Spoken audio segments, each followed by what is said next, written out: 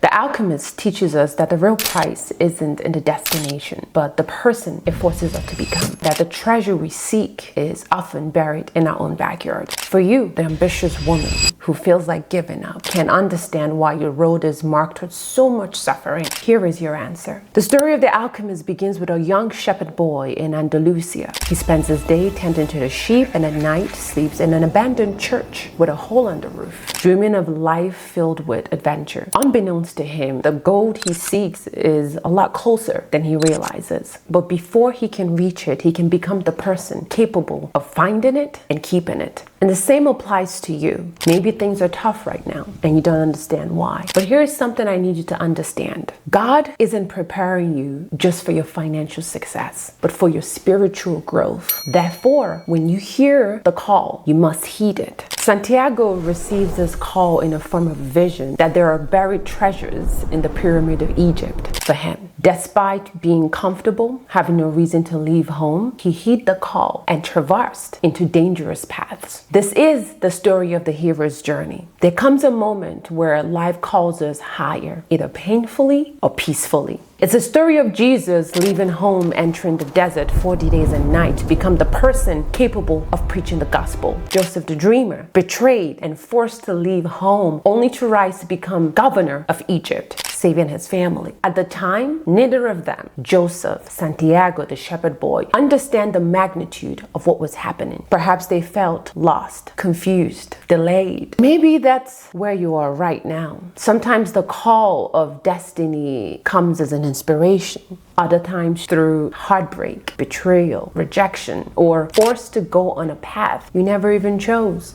I too was forced to leave home abruptly. When Santiago begins his journey, he experiences what is called the beginner's luck. I believe that's how life introduces many of us to a calling. At first, things are easy, doors open quickly, the momentum rises, you're feeling chosen. Perhaps God allows the beginning to feel easy so we can have the courage to begin. But eventually, the honeymoon is going to end. And this is where most people quit. Not long after Santiago left home, he was accosted by bandits in Morocco and lost everything. His money, belongings, sense of safety. Suddenly, the dream no longer feels inspiring. Things get heavy. This is where most people misunderstand the journey entirely. The heartbreak, betrayal, rejection, delays are not obstacles in your way. They are tools shaping you into becoming the person capable of holding your dreams. Most people want the treasure before the transformation. But how can you carry your success, wealth, prosperity, power without becoming the person meant for it? That is why people lose what they receive too early. Look at the Nepo babies, the lottery winners. They want the rewards without a refinement. And I had to learn this myself. All my life,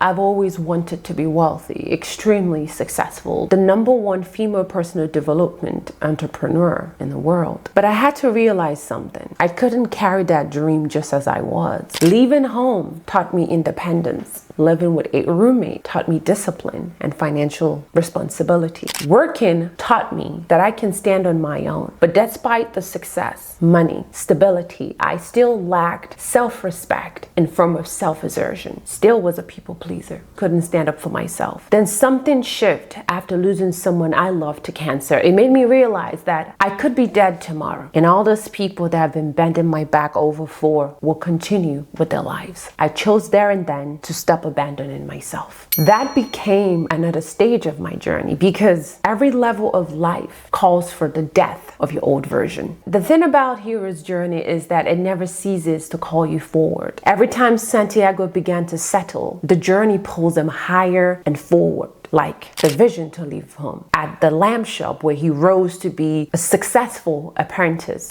Every time he wanted to relax, and right before comfort fully set, the desert called him, constantly stretched into something greater. And eventually, the alchemist appears. The teacher appears when the student is ready, not to save him, but to refine him. The alchemist there was to teach him how to trust himself, listen to his intuition, move with faith, even when logic logic cannot explain the path ahead. Case in point, when the alchemist tells the bandit about to kill him that the boy can transform himself into wind, he did so immediately. The metaphorical meaning of this is when you refuse to abandon who you're becoming, life will meet you where you are. For me, my alchemist appeared in the form of a therapist, a mentor, someone to teach me structure, routine, discipline, emotional honesty, and consistency. Because for 13 years, I have started and stopped numerous YouTube channels. I always thought I was lazy, but the truth is I simply had not yet become the version of myself capable of consistency. And that is a deeper message. Santiago thought he was chasing gold. I thought I was chasing success. But the journey was never about giving us what we wanted. It's about transforming us into becoming someone new. That was the real treasure. Upon arrival at the pyramids of Egypt, Santiago begins to dig at a spot where he saw a scarab beetle, an omen from God. Refugees from the tribal wars found him and stole all his belongings and forced him to continue digging. And when he found nothing, they nearly beat him to death. Santiago revealed that he was digging for his dream, and one of the bandits mocked him and said,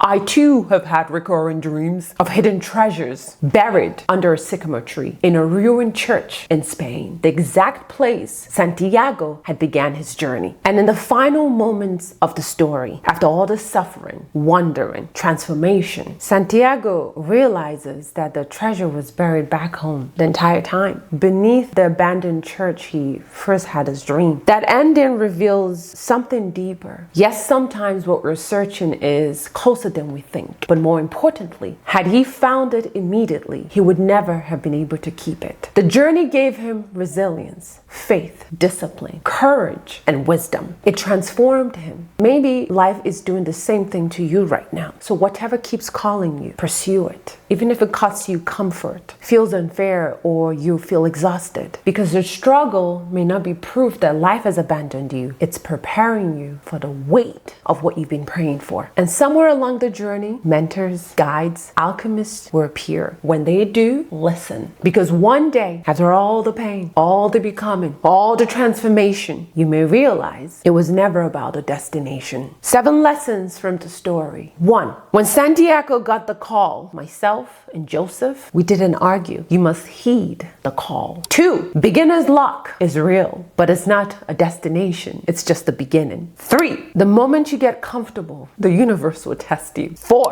Life keeps calling you into a greater, higher version of you. 5. Once you have paid your dues, the teacher appears. Listen. 6. Once you've learned all there is to learn, the teacher disappears. You must continue alone. And finally, right before you receive what you've been working toward, you will be tested one final time. Restate your why, as it may save your life. I'm Dr. Princess. I'll see you next time.